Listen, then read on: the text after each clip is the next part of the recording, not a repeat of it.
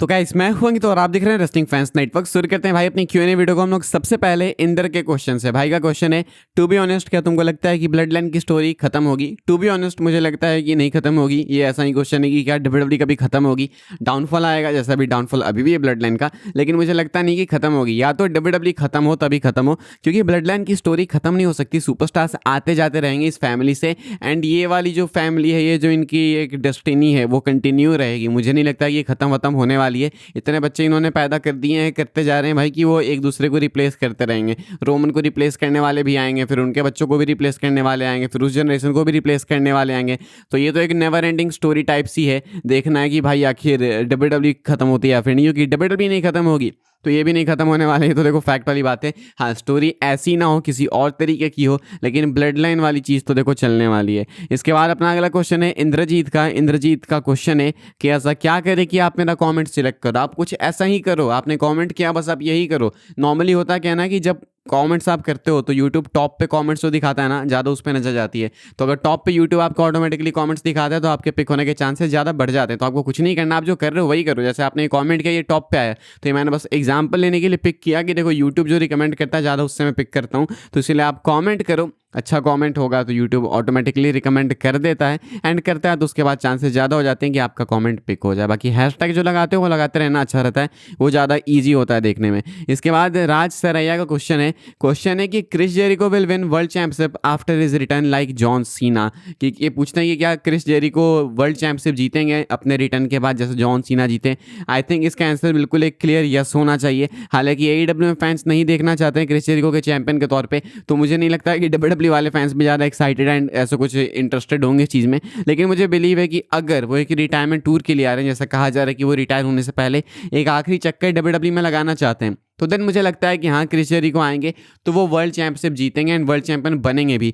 ऐसा मतलब ज़रूरी नहीं है कि AEW में ये चीज़ नहीं होनी चाहिए तो WWE में भी नहीं होनी चाहिए, नीड नहीं है। मुझे लगता है कि जब एक रिटर्न होता है तो सुपरस्टार की हाइप बन जाती है। CM पंक को भी बहुत हेट किया जा रहा था जब AEW वाली कॉन्ट्रोवर्सी हुई थी, तो लेकिन उसके बाद CM पंक वापस आए तो सब कुछ चेंज हो गया। तो ऐसा होता है, तो जेरिको जब वापस आएंगे तो आई थिंक उनकी PR काफ़ी चेंज होगी, एंड एक WWE की थोड़ी मोनोपोली भी चलती है। अगर किसी सुपरस्टार को अपना कैटलॉग सही करना है, किसी सुपरस्टार को अपनी PR अच्छी करानी है, तो WWE में आ जाए। WWE में आने के बाद ऑलरेडी उसको उसके फैंस मिल ही जाते हैं। लाइक इतने सारे लोग WWE देखते हैं कि हर किसी को अपना एक फैन बेस मिल जाता है। तो जेरिको को भी अच्छा सपोर्ट मिल जाएगा एंड सपोर्ट मिल जाएगा, तो देन आई थिंक WWE को कोई दिक्कत नहीं होनी चाहिए भाई उनको वर्ल्ड टाइटल देने में। इसलिए आई बिलीव कि जेरिको वापस आएंगे तो वो वर्ल्ड चैंपियनशिप जीतेंगे जस्ट लाइक जॉन सीना। आगे बढ़ते हैं गाइस, अगले क्वेश्चन की बात करते हैं जो कि अपना सुदीप कंदेल की तरफ से। भाई के 5 क्वेश्चन है। पहला क्वेश्चन है भाई का, is Bron Breakker the next big heel? भाई पूछते हैं कि क्या ब्रॉन ब्रेकर अगले बिग हील हैं? इसका आंसर करो तो मैं बिग हील नहीं बोलना चाहूंगा बल्कि एक बिग सुपरस्टार बोलना चाहूंगा।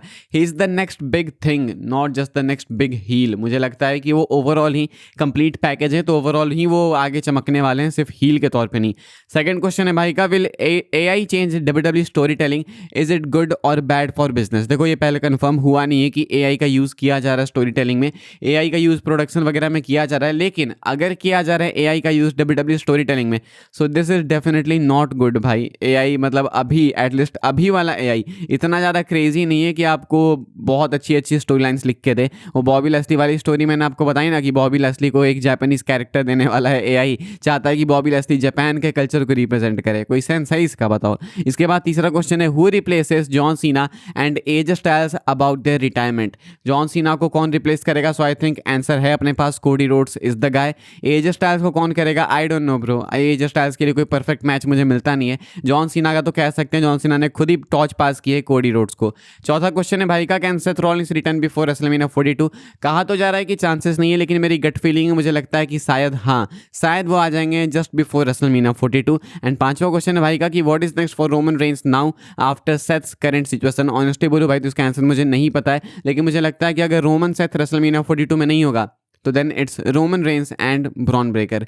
इसके बाद अगला क्वेश्चन है जाहिद हसन का, एंड भाई कहते हैं, I have 3, please pick my Q&A, you don't pick any of mine from the last 5-6 months. तो ठीक है भाई, आपका क्वेश्चन हमने पिक किया। भाई का पहला क्वेश्चन है, who is Brock Lesnar next single opponent? Confirm नहीं पता भाई, कोई आइडिया नहीं ऑनेस्टली भाई, कोई अपडेट भी नहीं है कि लेसनर का अगला सिंगल्स अपोनेंट कौन होने वाला है। मैं सिर्फ गेस मार सकता हूँ, एंड गेस भी मैं बहुत एक्यूरेट नहीं मार पाऊंगा। मुझे लगता है कि शायद से लेसनर जाने वाले ब्रेकर नहीं तो ब्रॉन्सन रीड के अगेंस्ट। हालांकि मैं मैं श्योर नहीं हूँ, काफ़ी कम चांसेस लगते हैं, लेकिन मैं कोई एक नाम और नहीं ले सकता, ज़्यादा मुझे समझ आ नहीं रहा है। सेकंड क्वेश्चन है भाई का, is any possibility for the GOAT, the final boss, the tribal chief, the universe king Tonga Loa and also R Truth to win any singles championship in 2026?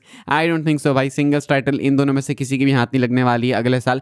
भले टोंगलवा गोट है, लेकिन मुझे लगता नहीं कि WWE वाले उनको गोट वाली बुकिंग देने वाले हैं अगले साल। एंड भाई का तीसरा क्वेश्चन, आखिरी क्वेश्चन है, I am still thinking Seth Rollins is not injured, injury is fake, what do you think about him? I think भाई की इंजरी इस बार रियल है, इस बार मुझे ज़्यादा डाउट्स है नहीं, होते तो मैं आपको बता देता। अगला क्वेश्चन है मोनाक का, एंड भाई का रैपिड फायर है। भाई कहते हैं कि पिक करो best teams and this is going to be tough. पहला है स्ट्रीट प्रॉफिट्स और DIY, तो यहाँ पे तो मैं स्ट्रीट प्रॉफिट्स को पिक करूंगा। देन है हर्ट बिजनेस और AOP, तो यहाँ पे मैं हर्ट बिजनेस को पिक करूंगा। हर्ट बिजनेस एक टाइम पे भाई लगती थी, और था उनमें। टीम हेल नो और team RK bro, tough competition है यहाँ पे, लेकिन मैं टीम हेल नो के साथ जाऊंगा। RK ब्रो इसलिए नहीं बिकॉज उसमें रिडल है, एंड यू ऑल नो भाई कि I don't like Matt Riddle भाई। अगला क्वेश्चन है द न्यू डे और द ऊसोज, काफ़ी टफ है, काफ़ी ज़्यादा टफ है। मैं पिक करना चाहता हूँ न्यू डे को, बिकॉज जब ये तीनों साथ में थे, Xavier Woods, Kofi Kingston and Big E, जब वो इनके पीक पे थे, जब ट्रिपल एच वगैरह स्टेफनी वगैरह के साथ में डांस करते थे रिंग में, तो वो वाली न्यू डे कमाल की थी। ऊसोस भी डेफिनेटली गोटेड है, लेकिन मुझे बस पिक करना, तो मैं न्यू डे पिक करूंगा अभी के लिए। हो सकता है कल मैं ऊसोस करूं। इसके बाद हार्डी बॉयज, डडली बॉयज, एक और टफ कॉम्पिटिशन भाई, यहाँ पे मैं हार्डीज को पिक करना चाहूँगा। देन अगला क्वेश्चन मैक 007 व्लॉग्स का, एंड भाई का क्वेश्चन है, how much hype rock versus Roman can produce at WrestleMania 43? Honestly बोलूँ भाई, तो अगर मान लो कि रॉक वर्सेस रोमन रेसलमेनिया 39 में होता ना, तो उसकी हाइप 100 आउट ऑफ 100 होती।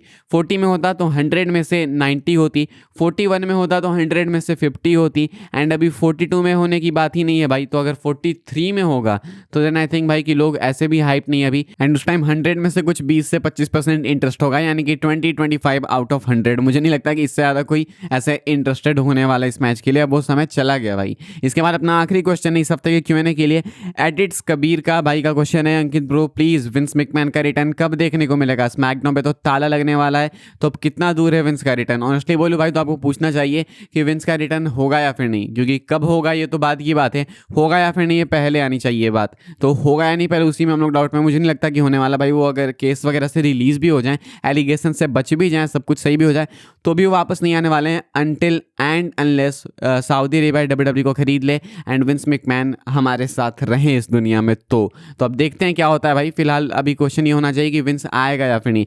बेस्ट केस में यही होगा भाई कि सऊदी WWE को खरीद ले, देन तभी आ सकते हैं विंस, अदरवाइज नहीं आने वाले हैं। इस वाली वीडियो के लिए भाई यही सारी अपडेट्स थी, और सॉरी अपडेट्स कहाँ थी, यही सारे क्वेश्चन थे आपके जो मैंने पिक किए थे, एंड यही सारे आंसर्स थे जो कि मैंने भाई सोचा कि देने चाहिए आपको यार, मुझे सही लगे क्वेश्चन।